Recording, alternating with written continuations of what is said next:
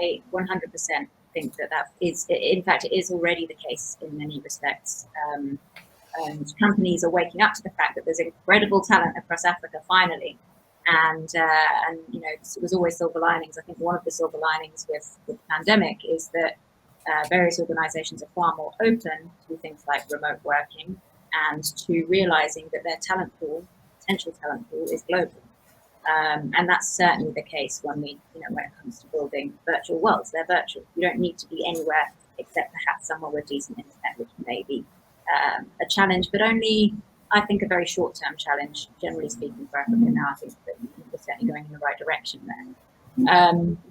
But another thing that was touched upon there was, I think Africa has always been a leapfrog.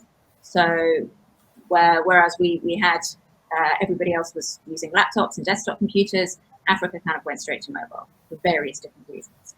And it's not per se a leapfrog that we're seeing with this, but I think there's something, there's a perhaps slightly different route that Africa's going here. So with VR, we have, it's been gaming, and Meta is now creating a space where it's much more accessible for the consumer market.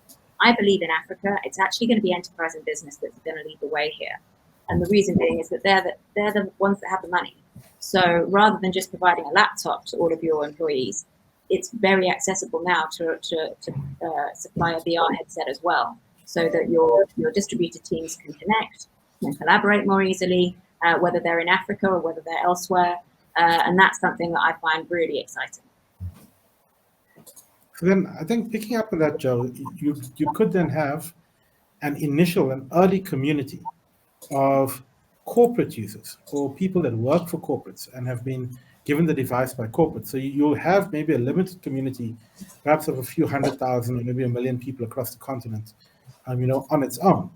And they will then be interacting perhaps as a forerunner, as a pioneer community, if you want to use the physical terms. And I think, Mick, this is one maybe coming back to you.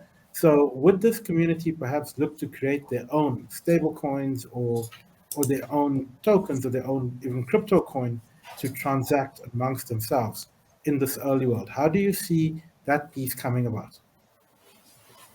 It's a good question. I think it depends on sort of how things shape up over the next couple of years. I think we could have select altcoins that sort of play the role of the currency within a particular group, and then you either get like white labeled or whatever the case, or perhaps a company with sort of a big enough agenda would perhaps create their own coins. It just depends on what the use case for those coins are, whether it be somewhat of like a loyalty, somewhat of a rewards and gamification components.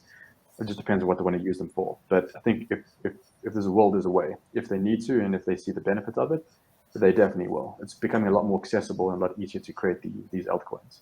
I mean, they're pretty much sprouting out all over the show. But it'll be interesting. It's a bit difficult to answer right now, but maybe stay tuned in a couple of years. We can see.